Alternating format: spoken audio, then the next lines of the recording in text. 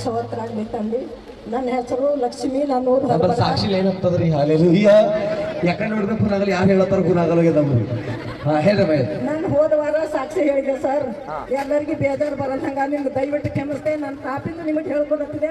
ನಾನು ಹೋದಾಗ 2 ಗುಟ್ಟಿಗೆ ಎಣ್ಣೆ ಕೊಂಡಿದ್ದೆ, ನನಗೆ ಕೆಮ್ಮು ಕಮ್ಮಾಗ್ಯದಂತ ಸಾಕ್ಷಿ ಹೇಳಿದೆ. ಮನೆಗೆ ಹೋಗ್ಲತ್ತ ನನ್ನ ಮಕ್ಕಳು ಅಂದರು, ಯಾವಾಗ ಈಗ ನೀ ಬೇಮಾರ್ ಬಿದ್ದಿದ್ದಿ, ನೀ ಕೆಲಸಕ್ಕೆ ಕೊಟ್ಟು ಹೋಗ್ಬೇಡ ಅಂದರು. ಹ್ಞೂ ಅಂದು ಹೋಗಿದೆ. ಇಲ್ಲೆಲ್ಲ ಜನರು ಕೂಡೋದು ನನ್ನ ಕಣ್ಣಿನ ನೋಡಿ ದೇವ್ರಿಗೆ ಏನಂತ ಬೇಡ್ಕೊಂಡ. ದೇವ್ರೇ ಇದ್ದರು ಎಲ್ಲ 5,000 ನಾ ಭೀ ದವಾಖಾನೆಗೆ ಹಾಕಿದೆ. ಒಮ್ಮೆ 1 ತಿಂಗಳು ಬಂದಿದೆ. ನನ್ನ ಕೈ ಭಾಳ ಶಕ್ತಿ ಕೊಡು. ನಾ ಭೀ ನಾನು ಹಸದಿದ್ದಟ್ಟು 1000 ರೂಪಾಯಿ ಕಾಣಿಕೆ ಕೊಡ್ತೆ ಅಂತ ನಾ ದೇವ್ರಿಗೆ ಬೇಡ್ಕೊಂಡೆ. ಅವತ್ತು ಹೋಗಿ ಕುಂತು ಮನೆ ಹುಡ್ಕೊಂಡೆ. ನನಗೆ ಓಡಾಡಕ್ಕೆ ಔಷಧ ಇದ್ದಿಲ್ಲ.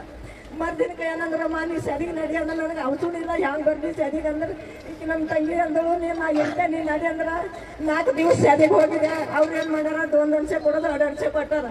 4 ದಿನದಾಗ 1000 ರೂಪಾಯಿಗೆ ದೇವ್ರ ಸ್ವಾಮಿ ನಿನ್ನ ಕಾಣಿಕೆ ಒಪ್ಪಿಸ್ದೆ. ನಾ ಎಲ್ಲರಿಗೆ ಜನರ ಮುಂದೆ ಸಾಕ್ಷಿ ಹೇಳ್ದೆ. ನಾನು 1 ಟಾಣಿಕ್ ಕೆಮ್ಮಿದ್ದು ಕೊಂಡ್ರೆ ನನಗೆ ಕಮ್ಮಾಗಿಲ್ಲ.